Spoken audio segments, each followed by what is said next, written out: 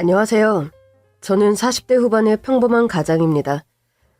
워낙 사람 좋아하고 퍼주는 스타일이라 제 주변엔 항상 사람들이 많은 편인데요. 이렇게 믿었던 사람으로 인해 제 인생이 한순간에 나락으로 떨어지게 되었습니다. 제가 사람을 좋아하는 건 저희 아버지를 닮아서입니다. 부모님은 충청남도 홍성에서 꽤 큰 규모로 돼지 농장을 운영하셨습니다. 돼지가 100여 마리로 부모님이 직접 다 관리를 하다 보니 하루 종일 허리 펼 수 없이 바빴습니다. 아버지는 영농 후계자로 선정될 만큼 농업인이라는 데 자부심을 가지면서 영농조합 활동도 활발히 하고 심지어 마을 이장 일도 맡아 했습니다. 그러다 보니 정작 생업보다 마을 일에 더 앞장서는 경우가 많았어요. 마을에 무슨 일이라도 생기면 아버지가 해결사였으니까요. 나이도 제일 젊다 보니 마을 어르신들 대소사이를 다 챙겼습니다. 양 이장, 오늘 읍내 가면 나 좋은 걸로 하나 사다 줘. 네, 싸고 좋은 걸로 골라올게요. 다른 건 더 안 필요하세요? 됐어. 없으면 없는 대로 사는 거지. 자꾸 사는 버릇하면 끝도 안도 없어. 자, 여기 나값 받아. 아유, 됐어요. 내가 보고 더 필요한 거 있으면 이것저것 사올게요. 매번 이렇게 신세만 져서 어떡해? 아니에요. 다들 제 아버님 어머님 같으신 분들인데요. 추우니까 어여 들어가세요. 아유, 저렇게 사람이 좋으니 복 받을 거야. 한 고향에서 자란 어르신들이라 더 살펴드리는 아버지는 마을 분들 칭찬이 자자했습니다. 이런 심부름뿐 아니라 마을 자율 방범대를 만들어서 밤마다 마을 순찰도 했습니다. 실례합니다. 여기 텐트 치고 이렇게 술 마시면 안 됩니다. 뭐요? 내 돈 내고 술 사서 마시는데 당신이 뭔데 참견이야? 제가 이 마을 이장입니다. 지금 당신들이 텐트 친 곳은 엄연히 사유지예요. 농사 짓는 밭이라고요. 빨리 철수 안 하면 사유지 침범으로 경찰 부르는 수밖에 없습니다. 에이, 이장 양반 성질이 급하시네. 알았어. 우린 여기가 밭인지 몰랐지. 텐트 싹 다 걷어서 갈게요. 이뿐 아니라 마을 어르신들 집집마다 도배며 수리도 자비를 들여 아버지가 직접 해드릴 정도였습니다. 바깥일에만 신경 쓰니 축사일은 어머니가 감당해야 했고 그러다 보니 아버지에게 본의 아니게 푸념을 늘어놓을 때가 많았습니다. 기수 아버지, 오늘 돼지 새끼 낳는데 나 혼자 얼마나 힘들었는 줄 알아요? 마을 일 돕는 건 좋은데 적어도 우리 먹고 살 거는 챙겨야죠.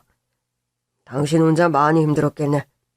그래도 당신이 많이 이해해줘서 항상 고맙게 생각해. 당신이 알아서 농장 잘 꾸려가니까 내가 안심하고 동네 일을 보는 거지. 바깥일 좀 줄이고 축사일에 더 신경 쓸게. 미안해. 기분 풀 거지? 이제 포기했어요. 당신이 좋아서 하는 일인데 제가 무슨 수로 막아요. 우리 봉수는 자나? 네, 오늘 피곤했던지 일찍 자더라고요. 봉수 이제 5살밖에 안 되는데 피는 못 속인다고 당신 꼭 닮았어요. 아까 낮에 저랑 돼지 밥 주고 집에 가던 길에 어떤 아저씨가 길거리에 쓰레기 버리니까 아저씨 쓰레기는 쓰레기통에 버려주세요 하는 거예요. 작은 꼬마가 그러니까 그 사람도 멋져가 하면서 다시 쓰레기를 줍더라니까요. 아, 그런 일이 있었어? 우리 봉수 제법인걸? 아빠 아들이면 당연히 그래야지. 정의와 법은 무조건 지켜야 되거든. 아유, 어련하시겠어요. 아빠의 바람대로 항상 옳은 일만 생각하며 착한 어린이로 자랐습니다. 아버지는 여전히 돼지 농장 일을 하면서 마을 대소사 일을 맡아 하셨습니다. 아버지가 바쁘시면 이젠 제가 어르신 댁에 가서 집수리며 심부름을 직접 했습니다. 할아버지, 오늘 은행일 보셔야 된다고 하셨죠? 돈 쓸 일이 있으니까 50만 원만 뽑아서 줘. 네. 그리고 할아버지, 약도 떨어졌던데요. 약국에서 사올게요. 그런가? 아유, 깜박깜박혀. 아유, 봉순호가 네 아빠를 쏙 빼닮았어. 기특하기도 하지. 마을엔 다들 노인들이 대부분이라 버스를 타고 읍내에 일보러 가는 게 쉽지 않았습니다. 또 글을 못 배우신 어르신들은 저를 믿고 통장 비밀번호도 알려주며 제가 대신 돈을 인출하거나 공과금도 내주고 적금 입금도 하는 등 은행 일도 맡아 했습니다. 중고등학교에 올라가서는 줄곧 반장을 했습니다. 그러던 어느 날 청소 시간에 쓰레기를 버리러 쓰레기 소각장에 가니까 우리 반에서 소위 문제아인 일진들이 친구 한 명을 괴롭히고 있었습니다. 야, 너 내 말이 우스워? 아, 왜 돈이 없다는 거야? 아빠 하시는 장사가 잘 안 돼서 돈 달라고 했는데 없다고 하셔서 오늘 못 가져왔어. 미안해. 너희 집 사정 난 관심 없고 매일 10,000원씩 이 형님한테 주기로 해놓고 왜 약속을 안 지켜, 씨. 너 자꾸 이러면 학교 생활 못하게 어디 몸 하나 고장나게 해줄까? 아니, 이제 어떻게든 좀 구해볼게. 일진들에게 둘러싸여 발길질을 당하고 있는 친구를 보며 야, 진짜 그만 못해? 너 뭐야? 나 3학년 1반 반장 양봉수야. 얘는 우리 반 애고 반장인 내가 당연히 우리 반 친구들 보호하는 건 당연한 거 아니야? 보호? 네가 얘 흑기사라도 돼? 좋은 말 할 때 그 손 떼?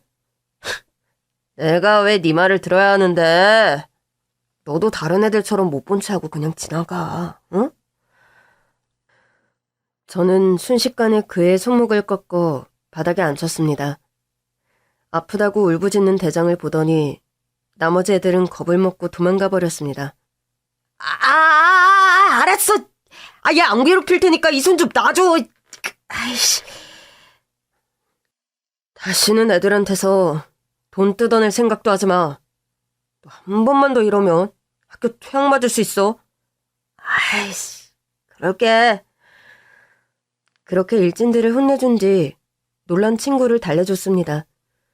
그런데 청소 시간이 끝난 뒤 담임 선생님이 저를 불렀습니다.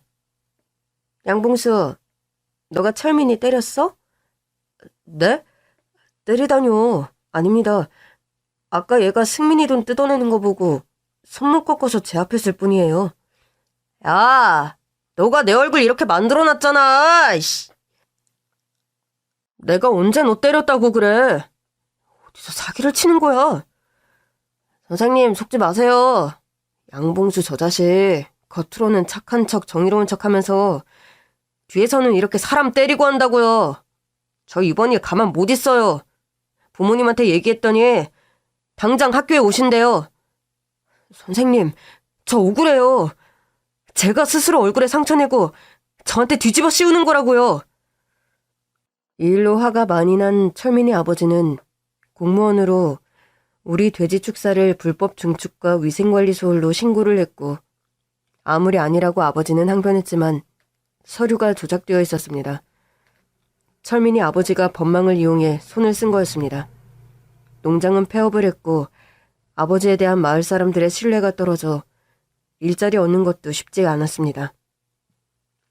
가정 형편은 어려워졌고 우리 집을 한순간에 나락으로 떨어지게 한 법에 대한 회의가 들었습니다.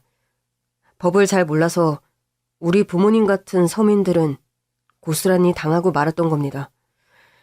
그날로 전 운동선수라는 꿈을 포기하고 법조인이 되기 위해 공부에 전념했습니다. 그리고 서울에 있는 법대에 입학하게 되었습니다.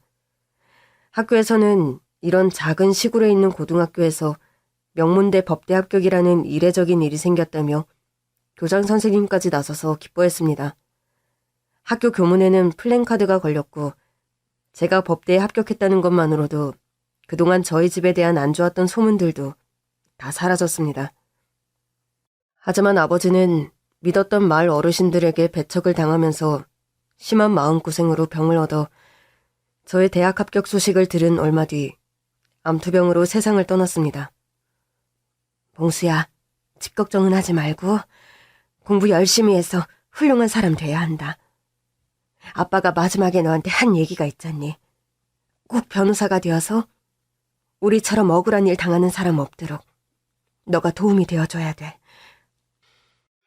내 어머니, 저 꼭 열심히 사법시험 준비해서 아버지 유언처럼 훌륭한 변호사가 될게요. 서울에 오자마자 학교 근처에 있는 고시원을 구했습니다. 대학 1학년 때부터 사법시험을 준비하느라 학교 수업이 마치면 곧장 고시원에서 새벽까지 공부하는 생활이 이어졌습니다. 그렇게 대학 시절 내내 공부만 하면서 사법시험 응시를 했지만 불합격했습니다. 불합격 소식을 전화로 어머니에게 전하니 어머니는 괜찮다며 위로를 해주지만 저는 그동안 어머니가 고생한 걸 생각하면 너무 면목이 없어서 펑펑 울었습니다. 어머니는 다시 시험을 보라고 했지만 집안 형편상 빨리 돈을 버는 게 낫다고 생각해서 사법시험을 포기했습니다. 당장 일자리가 필요해서 여기저기 일을 알아보다가 변호사 사무장 면접을 보게 되었습니다. 사무실은 그리 크지 않았고 직원은 여직원 혼자 있었습니다. 변호사도 꽤 젊었습니다. 안녕하십니까. 양봉수입니다. 네, 오시느라 고생하셨어요. 봉수 씨, 법 되면 사법시험 응시했을 텐데. 네, 이번에 떨어졌습니다. 제가 아직 많이 부족한가 봐요. 한 번 떨어진 거 가지고 뭘 그래요? 저도 사슴 안에 붙었는걸요. 다시 응시해보시죠. 저도 사실 그러고 싶지만 집안 형편상 제가 돈을 벌어야 해서요.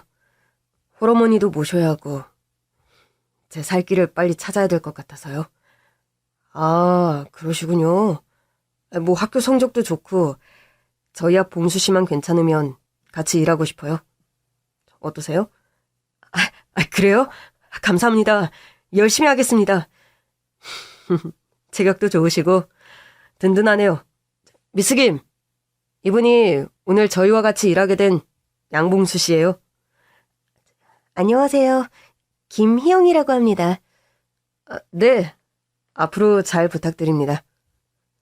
두 사람이 나이도 비슷하니까 서로 도와가면서 잘 지내봐요. 미스 김은 고등학교 졸업하고부터 여기서 격리일을 봤으니까 저랑은 꽤 오래 일해서 봉수 씨 일하면서 모르는 거 다 물어보세요. 저는 그렇게 변호사 사무장으로 취직해 다음 날부터 일하게 되었습니다. 어머니에게 전화드렸더니 잘 됐다며 아주 좋아하셨어요. 이제 저도 매달 월급을 어머니께 보낼 수 있어서 더할 나위 없이 기뻤습니다. 변호사님은 거의 외근 중이시고 사무실에는 거의 하루 종일 희영 씨와 저 둘뿐이었습니다. 아직 서먹서먹해서 하루에 몇 마디도 안 하는 날이 많았어요. 희영 씨, 점심시간인데 오늘 김치찌개 어때요? 전 도시락 싸왔어요. 그렇구나. 보니까 희영 씨는 매일 도시락 싸오던데 그거 준비하려면 힘들지 않아요? 집에 있는 밥 싸오는 건데요, 뭐. 사무장님, 식사하시고 오세요. 네, 그럼 식사 맛있게 하세요.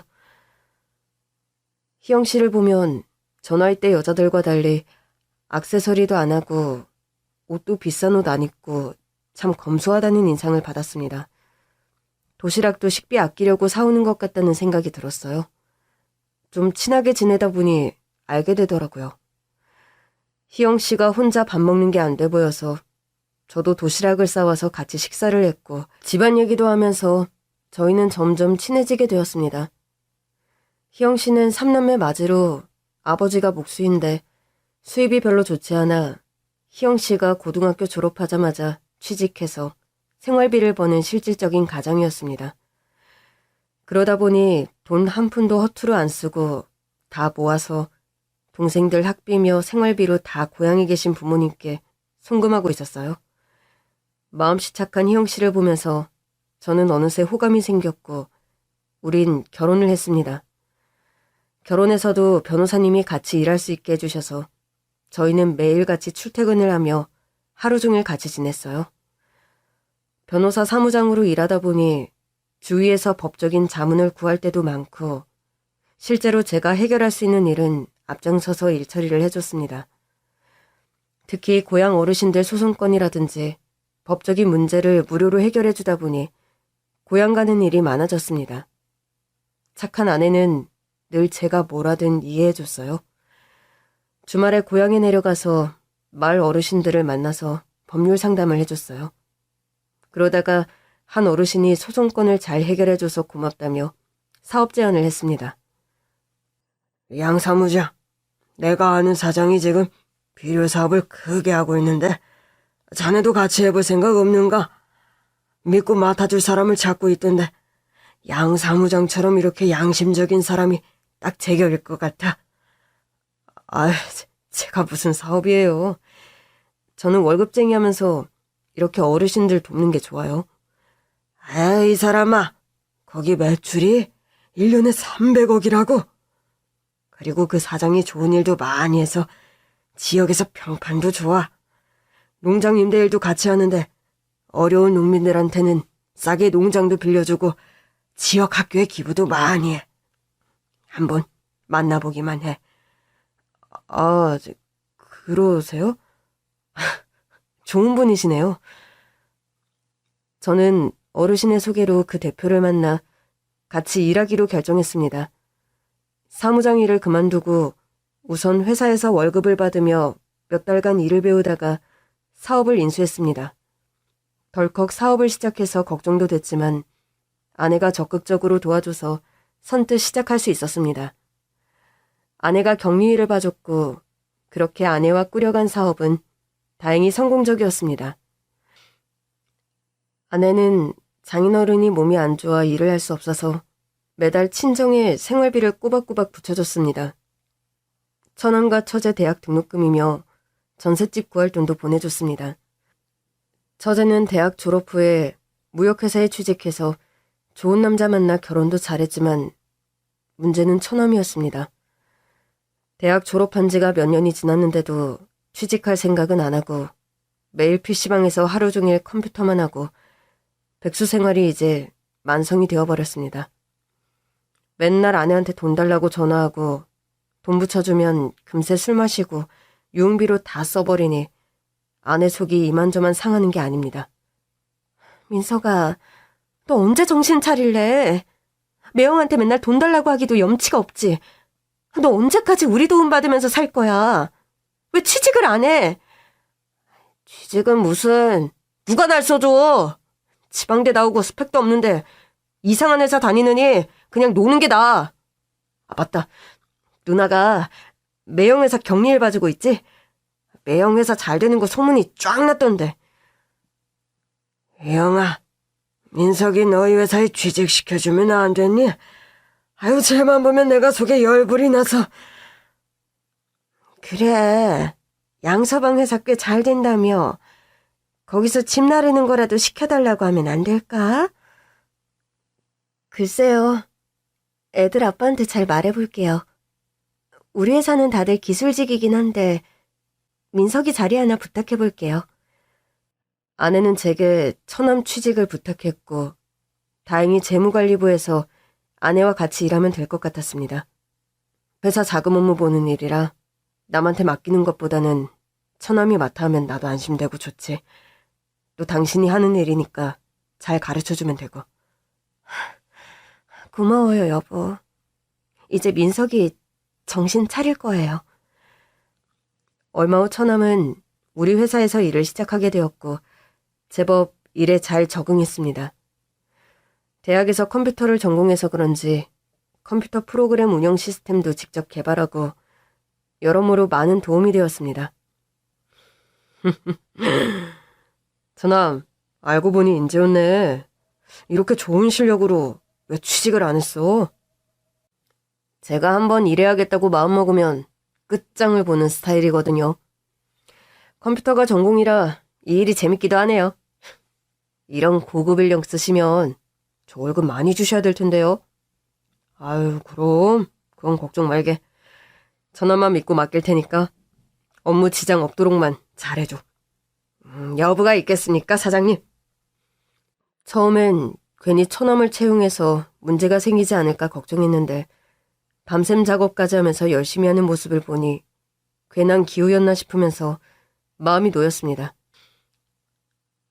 그렇게 몇 달이 지난 어느 날 지방 출장일을 보고 있던 저에게 아내한테서 전화가 걸려왔습니다. 여보, 어떡해요? 무슨 일이야? 당신 왜 울어? 민석이가 회사 돈을 들고 잠적했어요. 뭐? 갑자기 그게 무슨 소리야? 저는 제 귀를 의심해야만 했습니다. 몇 달간 성실하게 일했던 처남이 갑자기 저를 배신할 리가 없다고 애써 부정하려 했습니다. 회사로 가니 회사가 발칵 뒤집혔습니다. 직원들은 웅성거리며 저를 보며 월급이며 퇴직금 내놓으라고 멱살을 잡았습니다. 몇 달간 처남이 조금씩 회사 돈을 횡령한 돈이 100억이나 되었습니다. 민석이가 어젯밤부터 계속 연락이 안 되더니 오늘 출근을 안 해서 이상해서 전화해보니 없는 번호라고 나오더라고요. 이상해서 통장 확인해보니까 싹 다 인출해갔더라고요. 죄송해요. 괜히 민석이 취직시켜달라고 해서. 진정해. 우선 경찰에 신고하고 처남부터 찾아야지. 경찰에 신고했지만 처남 행방을 찾는 데는 시간이 좀 걸린다고 합니다. 회사는 부도가 나고 채권자들이 집과 자동차도 압류했습니다. 장인어른 장모님은 무릎을 꿇으며 죄송하다고 합니다. 왜 이러세요? 두 분이 뭘 잘못했다고. 이러지 마세요. 자네 볼 면목이 없네. 어떻게 일군 회사인데 하루아침에 그놈 때문에 망해서. 이제 정신 좀 차리나 했더니 그게 다 연기였어. 자네 사기치려고 열심히 일하는 척하고 우릴 모두 속인 거였어. 그놈 잡히기만 해봐. 내가 가만 안 둬. 전 괜찮으니까 두 분도 집에서 기다리세요. 몸도 안 좋으신데 너무 신경 쓰지 마시고요. 아유, 자네 같은 사람이 세상에 어딨어. 나 같으면 처가 식구들 꼴도 보기 싫을 텐데. 진짜 자네 볼 면목이 없네. 저는 처남 고향 친구들도 찾아가고 소식 알만한 데는 다 찾아다녔지만 별 소용이 없었습니다. 경찰도 지명수배를 내렸고 2주 후 처남을 찾았습니다. 부산에서 밀항을 준비하다 검거가 되었던 겁니다. 경찰서에 갔을 때 처남은 고개를 푹 숙인 채 제 눈을 쳐다보질 못했습니다. 처남, 대체 왜 그랬어? 돈을 보니까 제가 순간 눈이 돌아서 죄송합니다. 처남은 공금횡령으로 구속되었습니다. 저에게 죄송하다며 눈물을 흘리는 모습이 아직도 선합니다. 저는 하루아침에 모든 걸 잃고 빈털터리가 되었습니다. 채권자들이 집으로 매일같이 찾아와서 어쩔 수 없이 가족과 헤어져 있어야 했습니다. 여보, 애들 데리고 처가에 가 있어. 처가까지 찾아오진 않을 거야. 장인 장모님 잘 보살펴드리고. 내 걱정은 마. 빨리 일자리 찾아서 생활비 보내줄게. 당신 혼자 그걸 어떻게 다 감당하려고요? 저라도 옆에 있어서 당신 밥이라도 챙겨줘야죠. 난 괜찮으니까 우리 희철이 놀라지 않게 잘 다독거려주고 챙겨줘. 알았어요. 대신 밥 거르지 말고 항상 당신이 우리 집 기둥이라는 거 잊지 마시고 건강 챙겨야 돼요. 나 걱정되니까 전화 자주 주세요. 늦은 밤 아내와 아들은 간단히 짐을 챙겨서 시골에 있는 처가로 내려갔습니다. 20여 년 전 처음 서울에 왔을 때처럼 다시 되돌아간 것 같았습니다. 우선 저 혼자 살 집을 알아봐야 해서 대학 다닐 때 살았던 고시원으로 갔습니다. 세월이 흘렀지만 예전 모습 그대로였습니다. 사장님이 절 알아보시더라고요. 봉수 학생 아니요? 여기 무슨 일이야? 잘 지내셨어요? 사장님도 참. 제 나이가 몇 살인데 아직 봉수 학생이에요. 내 눈엔 아직도 봉수 학생이야. 근데 어떻게 지냈어? 제가 사정이 생겨서 여기서 지내야 돼서요. 방 있죠? 사장님은 저를 아래 위로 훑어보더니 눈물을 글썽이면서 아무 말 없이 제 손을 꽉 잡아주셨습니다. 고시원에서 생활하면서 매일 일자리를 찾다가 다행히 공사장 일을 하게 되었습니다. 그렇게 한두 푼 돈을 모아서 집에 보내주는 재미로 열심히 살았습니다. 저는 어릴 때부터 남 돕는 일에 앞장서던 습관이 여전해 주위에 어려운 사람이 있으면 그냥 지나치지 못합니다. 장 보러 갈 때도 마트에 안 가고 재래시장에 가서 난전에서 채소 파는 할머니들한테서 물건을 사고 매달 조금씩 어린이재단에 기부하고 있습니다. 그렇게 남을 돕고 나면 제 근심이 사라지고 현재 힘든 걸 잊고 잠깐 동안만이라도 행복감을 느낄 수 있거든요. 퇴근 후 녹초가 되어서 자려고 누웠는데 옆방에서 누가 우는 소리가 들렸습니다. 아니, 한밤중에 누가 우는 거지? 옆방 벽에 귀를 기울여 보니 옆방에서 소리가 났습니다. 옆방에 누가 들어왔나 보네? 어제까지만 해도 빈 방이었는데. 한동안 울음소리가 들리다 그치자 저도 잠을 청했습니다. 다음 날 밤 역시나 같은 시간에 또 울음소리가 들렸습니다. 자세히 들어보니 나이 드신 할아버지가 구슬프게 울고 있었습니다. 무슨 일이신가 불안한 마음에 할아버지, 무슨 일 있으세요? 하며 조금 열린 옆방문을 밀었고 옆방문을 연 순간 제 인생이 180도 변했습니다. 제가 갑자기 들어오자 놀란 할아버지는 눈이 동그래져서 절 쳐다봤습니다. 니시여. 죄송해요. 이렇게 갑자기 들어와서. 옆방에 사는 사람인데요. 며칠째 계속 울음소리가 나서 걱정이 돼서 와본 겁니다. 저 이상한 사람 아니에요? 그랬어. 본의 아니게 내가 피해를 입혔구먼. 미안하게 됐수다. 아니에요. 전 어르신이 걱정이 되어서. 별일 없으신 거죠? 내가 얘기한들 뭐가 달라지겠어. 이 기가 막힌 일을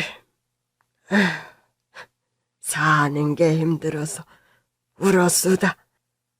괜찮으시다면 저한테 얘기해보세요. 속상할 때는 누구한테 얘기라도 하면 속이 좀 풀리잖아요. 내 얘기 듣고 싶다는 사람은 처음이요. 다들 날 떠나고 날 뒷방 늙으니 지금만 했지. 할아버지가 제게 털어놓은 사연은 놀라웠습니다. 할아버지는 강남의 빌딩 몇 채와 경기도 쪽의 땅과 강원도 쪽에 리조트까지 있는 자산가였습니다. 시골에서 올라와 서울에서 밑바닥부터 일해서 모은 재산이었습니다. 할아버지는 슬하에 5남매를 두었는데 강남에서 알아주는 재력가이다 보니 자식들이 하나같이 부모 덕을 볼 생각만 했습니다. 이것저것 사업한다며 돈을 가져가서는 실패하고 이제 늙고 힘이 없어진 할아버지를 돈줄로만 생각했습니다. 할아버지는 괘씸한 생각에 유언장에 자식한테 재산을 안 남기고 사회에 환원한다고 써서 자식들이 분개했습니다. 니들 이렇게 내 돈 갖다 쓸 생각만 할 거면 내 재산 한 푼도 너희들한테 못 줘. 아니 아버지, 그렇다고 그 많은 재산을 사회에 기부한다고요? 아버지 어떻게 되신 거 아니에요? 아버지가 무슨 빌 게이츠도 아니고 부자 흉내 그만 내세요. 뭐야? 아버지한테 못하는 소리가 없어. 니들이 날 한 번이라도 아버지라고 생각한 적이 있어? 맨날 돈 달라, 사고 친 거 수습해달라. 이러다 나 돈 없으면 나 버리지 않겠어. 아빠, 그게 무슨 소리예요? 아빠, 화 푸시고요. 오빠 말은 아빠가 우리한테 재산 물려주시면 더 열심히 잘 살겠다는 거죠. 그래서 말인데요. 강남 쇼핑몰 빌딩만이라도 저 주세요. 박서방 요즘 사업이 안 좋아서요. 야, 그 빌딩을 왜 너가 달래? 장남이 내가 가져야지. 아니, 오빠는 그렇게 아빠 재산 다 가져가 놓고 아직도 더 욕심내? 됐다! 어서 다들 돌아가. 내 유언장은 변함없으니까 그렇게 알아. 그렇게 자식들한테 재산을 물려주지 않는다고 하자 자식들이 서로 작당을 해서 변호사를 매수해 유언장을 조작해서 할아버지의 재산을 다 빼앗은 겁니다.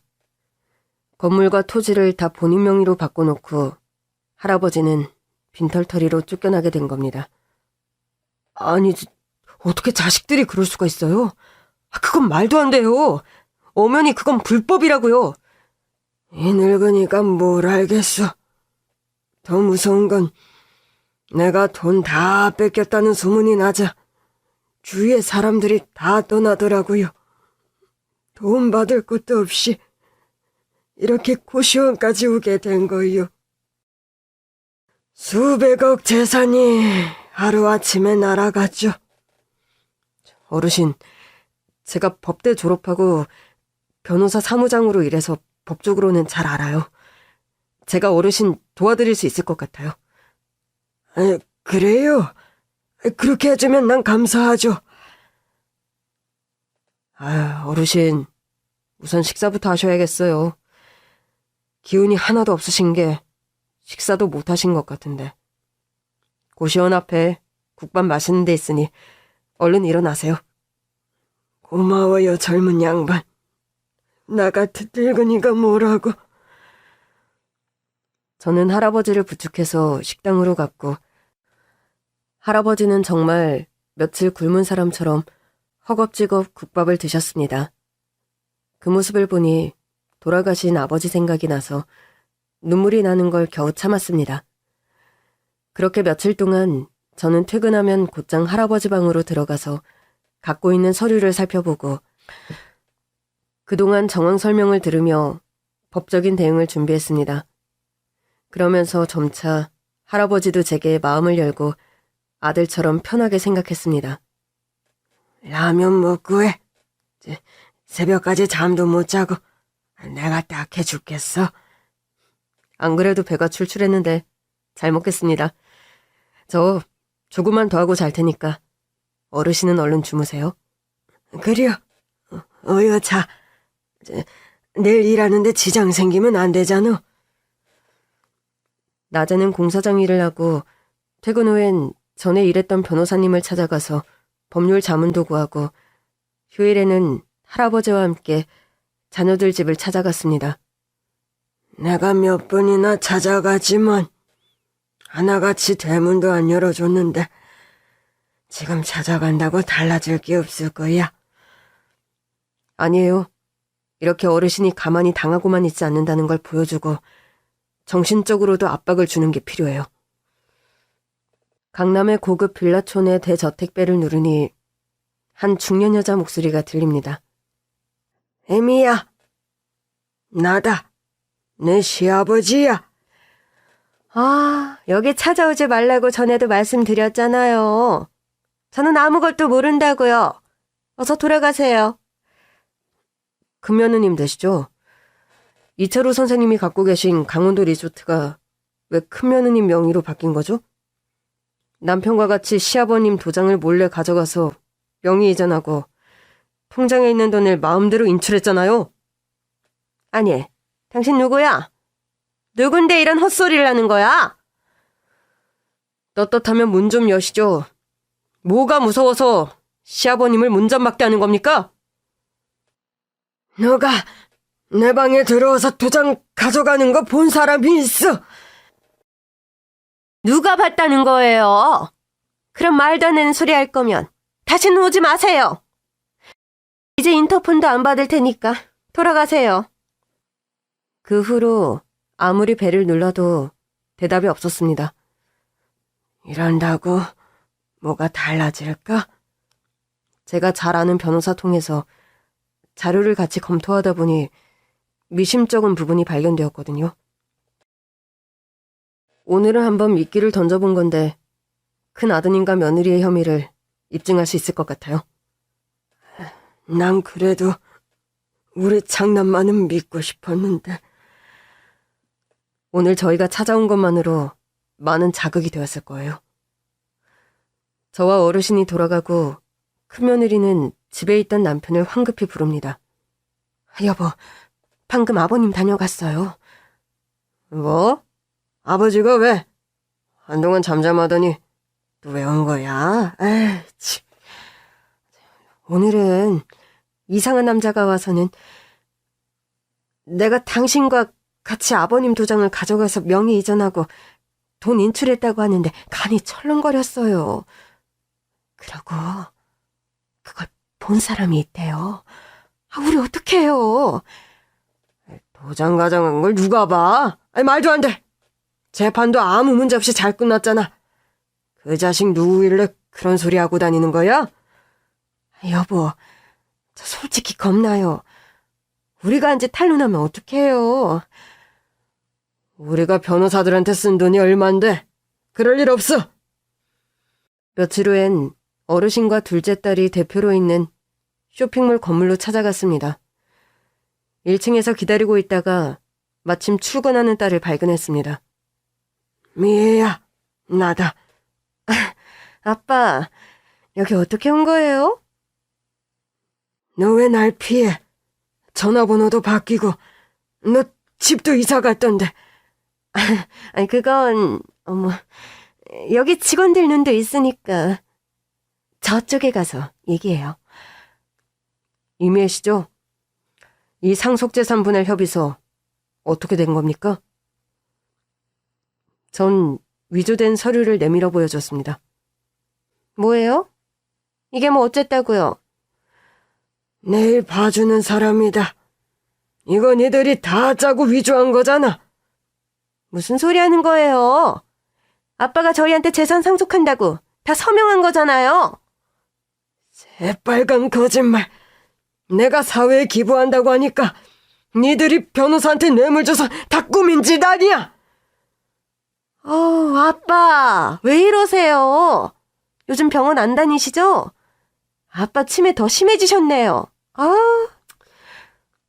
너가 내 재산 가로채려고 내가 치매라면서 병원 기록도 다 거짓으로 꾸며서 강제로 병원에 입원시켜놓고 아직도 정신을 못 차렸어. 아빠야말로 정신 차리세요. 자꾸 우리가 아빠 재산 다 훔쳐갔다고 얘기하고 다니시는데 그거 아무도 안 믿어요? 치매 환자 말을 누가 믿냐고요. 이제 포기할 때도 되셨잖아요, 아빠. 이미애 씨야말로 이제 포기하시죠. 사문서 위조로 형사처벌을 받으셔야 자신의 잘못을 시인하시겠어요? 아까부터 자꾸 거슬리네. 당신 자꾸 이상한 소리 하면 명예훼손으로 고소할 거야? 법을 좋아하시는군요. 저도 법 좋아하니까 그럼 이미애 씨는 대화 대신 법으로 대응해야겠네요. 경비원! 이 사람들 끌어내! 여자는 흥분하며 두려움에 떠는 것 같았습니다. 그렇게 고시원으로 돌아와서 어르신은 마음이 착잡한지 창밖만 멍하니 보고 있었습니다. 무슨 생각하세요? 난 내가 행복할 수 있는 길은 돈밖에 없다고 생각했어. 시골 촌놈이 서울 와서 구두 닦기부터 안 해본 것 없이 밑바닥 인생으로 살면서 그렇게 무시당하며 살다가 부자가 되니까 대접이 달라지더라고. 밖에서는 회장님 소리 듣지만 정작 우리 가정은 내가 돌보지를 못했어. 맨날 회사에서 살다시피 하는 나 대신 애들 엄마가 애들 다 키웠고 그러다가 병으로 먼저 세상 떠났지. 난 애들 소풍, 운동회, 졸업식 때도 못 갈 정도로 바빴어. 그러니 그 애들한테 어떻게 아버지 대접을 받겠어. 나도 잘한 게 하나도 없더라고. 처음부터 나쁜 애들이 아니었는데 어쩌다 저런 괴물이 되었을까. 이게 다 내 잘못인 것 같아서 마음이 안 좋아. 어르신은 충분히 좋은 아버지세요. 가족을 위해서 열심히 사셨잖아요. 절대 그런 생각하지 마시고 마음 강하게 먹으셔야 돼요. 저 사람들은 남보다도 더한 짓을 어르신에게 한 거예요. 이건 천륜을 저버린 당연히 벌받아야 마땅할 행동입니다. 한동안 할아버지 일 도와주는데 열중하다 보니 사실 공사장 일도 며칠씩 빠진 적도 있었습니다. 그러다 보니 한 달 수입이 줄어들어 집에 보내는 금액이 줄었습니다. 어르신과 같이 있는데 아내에게서 전화가 왔습니다. 여보, 집에 무슨 일 없지? 희철이는 자? 네, 근데 이번 달 월급이 많이 적던데 혹시 무슨 일 있으신 거 아니에요? 이런 무슨, 아무 일도 없어. 비도 오고 일감이 줄어서 그런 거지. 생활비 쓰는데 돈이 모자라지? 미안해. 아니에요. 저도 식당에서 시간제 아르바이트 하면서 희철이 학원비는 버니까 당신도 너무 무리하지 마세요. 대출회사에서 당신 찾아와서 행패 부릴까봐 그게 걱정이죠. 이젠 그렇게 찾아오면 법에 걸리니까 안 찾아오더라고. 빚도 조금씩 갚고 있으니까 걱정 말고. 장인 장모님 잘 돌봐드려. 네, 이번 주말엔 올 순 있나요? 몇 달 동안 집에도 안 오니까 부모님도 걱정하세요. 일이 좀 바빠서. 알았어. 이번 주말엔 꼭 내려갈게. 전화를 끊자 어르신이 자네 사정이 딱하구먼. 그렇게 공부도 많이 한 사람이 무슨 일인지는 모르겠지만 얼마나 힘들었을까. 자네도 힘든데 나 돕는다고 일도 제대로 못하고 내가 미안허이. 절대 그런 거 아니에요, 어르신. 저희 아버지가 제가 어릴 때부터 항상 하시던 말씀이 있어요. 늘 힘든 사람들의 말에 귀를 기울이고 내가 덜 먹고 그들에게 베풀라고 하셨어요. 아버지처럼 저도 평생 그렇게 살고 있고요. 그런 게 행복해요. 요즘 세상에 참 보기 드문 젊은이일세. 나 자네 은혜 평생 잊지 않을 걸세. 할아버지는 몇 달째 고시원비가 밀렸고 제가 대신 지불했습니다. 사장님은 왜 남의 일에 이렇게 오지랖이냐며 야단을 칩니다. 아니, 자네도 요즘 돈벌이 없다면서 그 노인의 고시원비 낼 돈이 어딨어? 자네 살 궁리부터 해야지. 그 노인네 자기가 왕년에 엄청 큰 회사 회장이었다고 떠들고 다니던데 그걸 누가 믿어? 자네도 괜히 휩쓸리지 말고 얼른 자네 실속부터 차려. 그 어르신 딱 한 분이세요. 제가 걱정되시는 거 다 알아요. 사장님도 어르신 고시원비 밀린 거 달라고 재촉도 안 하고 밥이며 고기까지 먹을 거 더 챙겨드리잖아요. 저도 같은 마음이에요. 아유, 저런 노인네들 주머니 털어봐야 뭐 나올 게 있다고. 그냥 밥이라도 잘 드시게 하면 되지. 뭘 바라겠어? 그렇게 2년여 동안 진행됐던 법적 공방에 모두 승소해 다시 할아버지의 재산을 찾을 수 있었습니다. 이게 꿈이야, 생시야. 자네가 아니었다면 나 그냥 이대로 억울한 채 세상 떠나려고 했어. 정말 고맙네. 평생 이 은혜 잊지 않을게. 제가 한 게 뭐가 있어요. 다 어르신이 포기하지 않고 잘 해내신 결과인 거죠. 이제 이 고시원도 탈출이시네요? 그러게, 이 고시원이 날 설계해줬네. 여기서 자네도 만날 수가 있었고, 내겐 의미 있는 곳이네. 아유, 어르신, 얘기 들었어요. 제가 회장님도 몰라 뵙고 결례를 저질렀네요. 아닙니다. 사장님이 저 잘 챙겨주셔서 항상 감사했어요. 이 고시원에 있을 때가 내가 가장 힘든 때이기도 했지만 또 행복한 곳이기도 했습니다. 그렇게 어르신은 사장님께 허리 숙여 감사의 인사를 하고 고시원을 떠났습니다. 할아버지가 원래 사셨던 강남 대저택도 다시 찾았습니다. 추후에 고시원 사장님을 통해 들은 소식으로는 어르신이 감사의 보답으로 오래된 고시원을 새로 리모델링을 해줬다고 합니다. 그리고 얼마 후 어르신이 집으로 저를 초대했습니다. 어서 와. 자네 아직도 고시원에 있나? 네, 전 고시원이 체질에 맞나 봐요. 그나저나 이제 자녀분들 집에 와서 안 괴롭히죠? 접근 금지 명령 내려서 못 올 거예요. 아유, 자넨 지금도 내 걱정뿐이구만. 난 돈도 찾고 다시 제자리로 돌아가서 잘 살고 있는데 자네는 달라진 게 없지 않나? 그게 내 마음이 안 좋아. 그러면 오늘 근사한 밥 한 끼 대접해 주세요. 안 그래도 오늘 최고급 셰프 불러서 좋은 음식 많이 준비했으니까 먹으면서 얘기하자고. 식사를 하면서 할아버지는 망설이면서 얘기를 꺼냅니다. 자네 빚도 갚아야 하고 지금 형편상 가족들과 떨어져 지내는 것 같은데 내가 도울 방법이 없을까 하고 고민하다가 내가 너무 고마워서 그러니까 분당에 있는 건물을 자네 명의로 주고 싶네. 네? 건물을요? 아닙니다. 저 그런 거 받을 만한 자격 안 돼요.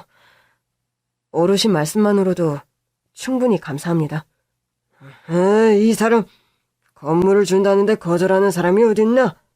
하여튼 자네 같은 사람은 처음이네.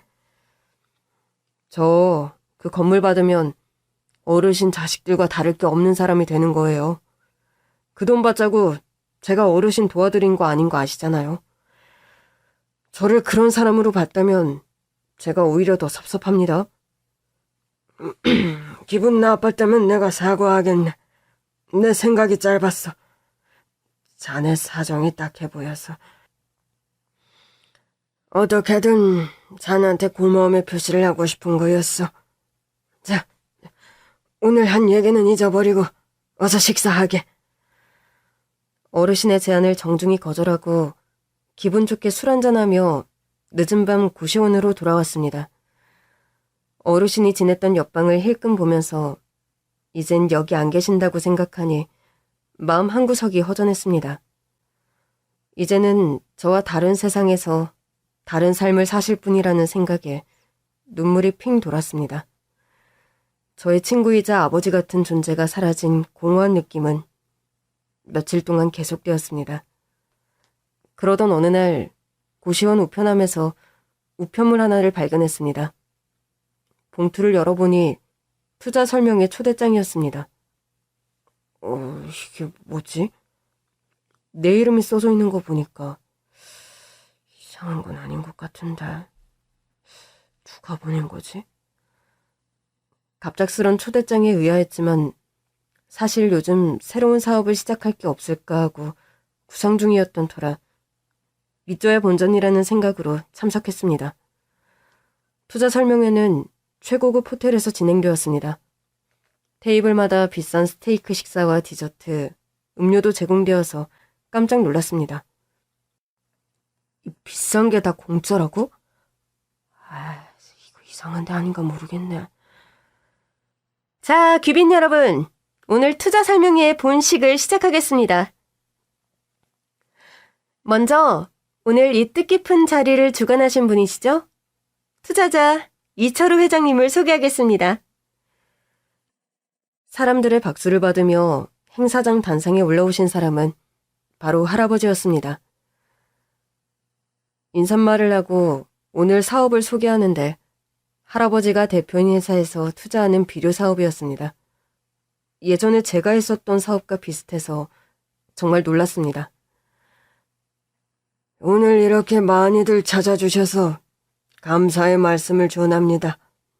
특히 이 자리에는 저의 친한 버시자, 앞으로 사업 파트너가 되실 분이 와 있습니다. 저는 이분에게 아낌없이 투자할 겁니다. 양봉수 대표님, 일어나 주세요. 갑자기 제 이름이 불리자 전 당황해서 얼떨결에 자리에서 일어나 인사했고 핀 조명이 저한테 집중되며 사람들이 축하의 박수를 쳤습니다. 연설을 마치고 어르신이 제가 있는 테이블로 오셔서 많이 놀란 눈치구먼. 자네가 하도 거절하니까 오죽했으면 내가 이 방법을 썼겠나. 근데 이게 우연의 일치인지는 모르겠지만 비료 사업은 제가 고시원에 오기 전에 했던 일인데. 아니, 내가 사람을 시켜서 본의 아니게 자네 뒷조사를 했네. 알아보니까 꽤 크게 사업을 했고 성공했던데 자네 처남이 횡령해서 실패하고 고시원에 온 거였더라고. 자네가 자기 얘기를 전혀 안 해서 몰랐었지? 아, 그러셨군요. 다 옛날 얘긴데요, 뭐. 다시 시작해보게. 내가 자네 사업에 투자할 테니 실망시키지 말고 성공시켜보게.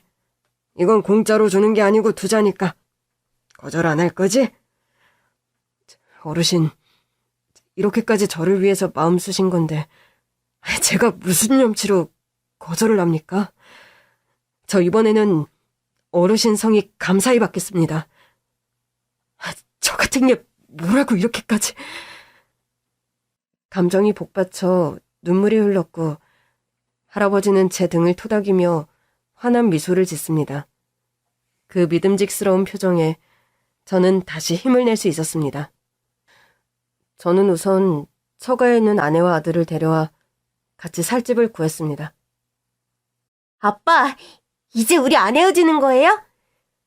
그럼 희철이 아빠 많이 보고 싶었지? 이제 우리 세 식구 절대 안 헤어져. 희철이가 고등학교 올라가더니 키도 쑥쑥 크고 이제 어른이 다 되었네? 그럼요. 당신 닮아서 체격도 크고 동네 할머니 할아버지한테 얼마나 잘하는데요. 남들한테 잘하는 것도 당신 똑 닮았어요. 그래야 내 아들이지. 당신도 고생 많았어. 내가 정말 좋은 분을 만나서 이렇게 다시 일도 시작하게 되고 우리 식구 다시 살게 된 거야. 정말 감사한 분이시네요. 전 아내와 아들을 데리고 어르신 집을 찾아가 감사의 인사를 했고 어르신은 손주처럼 아들을 예뻐했습니다. 마치 한 가족이 된 것 같았어요.